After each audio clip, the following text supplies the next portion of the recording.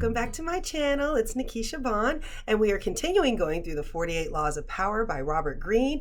If you are new here, welcome, welcome, welcome. I'm glad you decided to join us. Listen, games are being played, manipulation is happening, and we are reading this book so that we can find out the answers, and not so that we can manipulate others. No. What we really want to do is be able to protect ourselves. So that's why we are going on law number 31. Well, we're going on law number 31 because that's the one we're on. But it's control the options. Get others to play the cards you deal. Interesting. Let's get into it.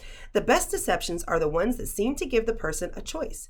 Your victims will feel as that they were in control, but are actually your puppets. Give people options that come out in your favor, whichever they choose. Force them to make decisions between the lesser of two evils, both of which serve your purpose. Put them on the horns of a dilemma, and they are gorned wherever they turn. Reminds me of my kids because I'm always telling them, of course you have a choice. You can choose the easy way or the hard way, but either way, it's going to be my way and we're going to get it done. But you can choose how we get it done, easy or hard. You would think that I had already read this book before, but you would be wrong. So let's get into some keys to power.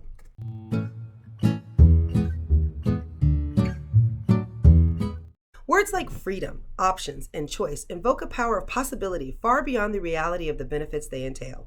When examined closely, the choices we have in the marketplace, in elections, and our jobs tend to have a noticeable limitations.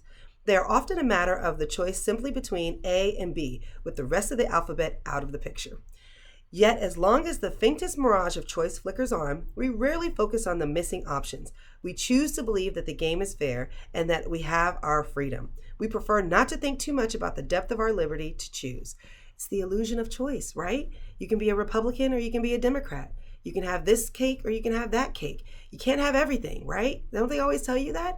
Because the illusion of choice is very, very powerful, because if people feel like they had a hand in making that decision, they're more likely to adopt whatever it is that you're trying to sell them because they had a choice in whether or not they adopted it. Now, did my kids really have a choice? Not really. They were doing what I wanted them to do. They were just getting to choose how they wanted to do it. But because they get to choose how they wanted to do it, it made them feel like they were somewhat in control, which in fact is true. I had kids that chose the hard way because they felt like, hey, I got a choice and that's what I'm going to choose. I love my kids. Shout out to you guys. If you guys are watching, I appreciate you guys.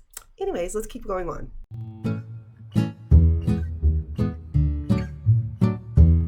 The phrase unlimited options sounds infinitely promising, but unlimited options would actually paralyze us and cloud our ability to choose. Our limited range of choices comfort us.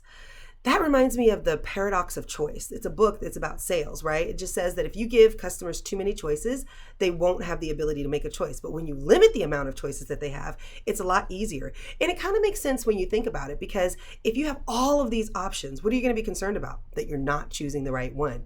But let's say that you only have 3 options. You can only get vanilla, chocolate, or strawberry. Then you think, well, I don't really like vanilla and I'm not really fond of strawberry. I'll go ahead and choose chocolate. But if you had 101 flavors to choose from, how would you decide which one you want, especially if you didn't have a favorite ice cream anyway? That's the paradox of choice. And so having limits on your choices is actually a good thing because it helps us to make decisions a lot easier. But now you have to think of who's controlling those options that you have. And that's the person who has the power. So that's always really good to know. Okay, so the book goes on to say, we're on page 259, that there are a couple of different controlling forms of options. So like how people will control your options. So I'm just going to read a couple that I thought were interesting.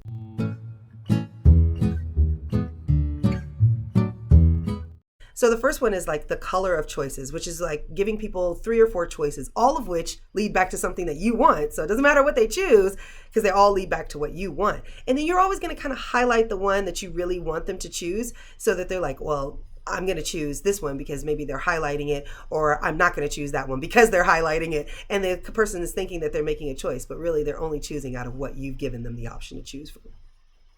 And another one is force the resistor. So it's kind of like that one. If you have someone who always chooses the opposite of whatever you say, like if you advocate for A, they're automatically going to go for B. I'm just going to read it from the book because I've been trying to make it make sense and it don't. Anyways, this is a good technique to use on children and other willful people who enjoy doing the opposite of what you ask them to do. Push them to choose what you want them to do by appearing to advocate the opposite. So you can always advocate the opposite and then they'll choose what you actually want them to do. Controlling the choices. That's what we're doing around here. It has another one like playing the field. So like John D. Rockefeller, when he was trying to buy up all the oil rigs, the smaller oil companies. He didn't buy up all the smaller oil companies because then everybody would have known that he was trying to create a monopoly. So what he did was he bought all of the railroad tracks that transported all the oil so that he could control the field versus actually controlling the companies. See, it's limiting your choices. Another one, the shrinking options. A variation on this technique is to raise the price every time the buyer hesitates and another day goes by. This reminded me, story time. I used to work at Robinson's May. Do you guys even know about Robinson's May?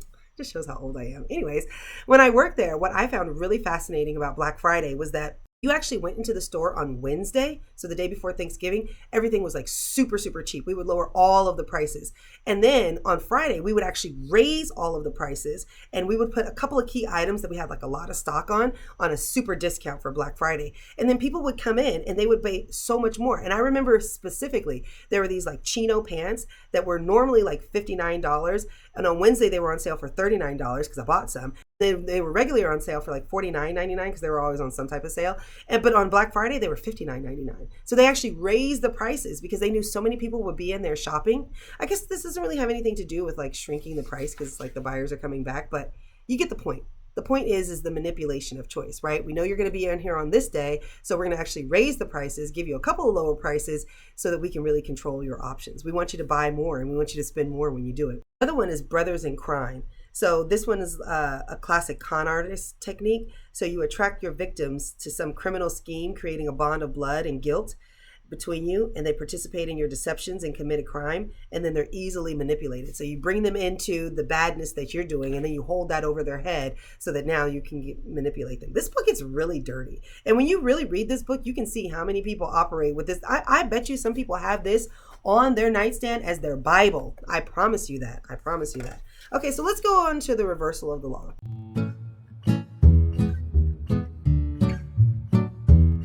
So controlling the options has one main purpose: to disguise yourself as the agent of power and punishment. That's the whole goal, is this, because power is, if you have power and everybody knows about it, they're trying to take it away from you. But if people don't know that you have the power, you're able to use it and reign it amongst other people. I'm just telling you what the book says, okay? This is not Nikisha Bond. This is what the book says. Okay, let's continue on. It gives the people the illusion of choice. But there are situations in which it is to your advantage to allow your rivals a large degree of freedom. As you watch them operate, you give yourself a rich opportunity to spy, gather information, and plan your deception. Okay, so I don't agree with that, but I do agree with let people do what they want to do. Let people do what they want to do so you can see what they want to do. A lot of times we're so into trying to control things and manage things that we've never really even sat out to see, did that person have a plan? Were they trying to get something done? Because I bet you that they are. And when we can kind of sit back and let them do what they want to do, we can see what it is that they want. And sometimes you can't do that when you're trying to control all the choices. So I thought that was really interesting. I hope you use that one as well.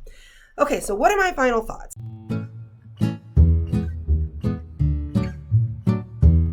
My final thoughts are, I do believe that you should control the options, and all of those options should be in line with your plan. And if people want to go along with it, hey, we're all going to win. And if they don't, you should be willing to walk away.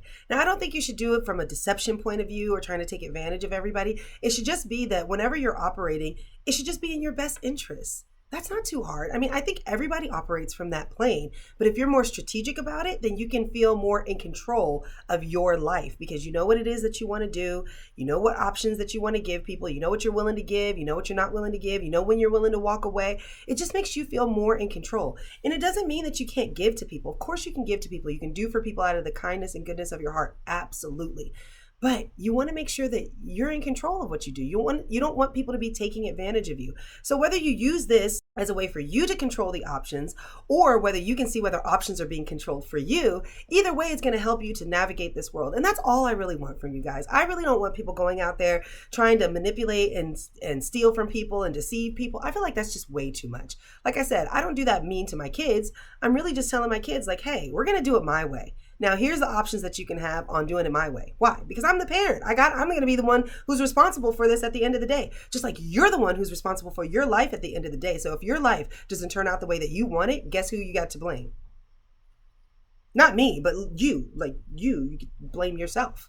That's who you can blame because you were not controlling the options. You were not exercising the power that you do have. You were just seaweed on the ocean, just being swept around by the waves. I don't want that for you. No, babe. No, babe. I want better for you. I want you to be able to control the things that are happening in your life. Yes, I do. Okay, so that's about it for this chapter. Make sure that you like and subscribe, and make sure that you share this with a friend because maybe they don't know that they can control the options in their life. And this would be great for them to understand. Or pick one of the other videos in one of these playlists, wherever I put it, and just make sure that you. Anyways, I didn't have anything else to say. All right, see you guys next time. Bye.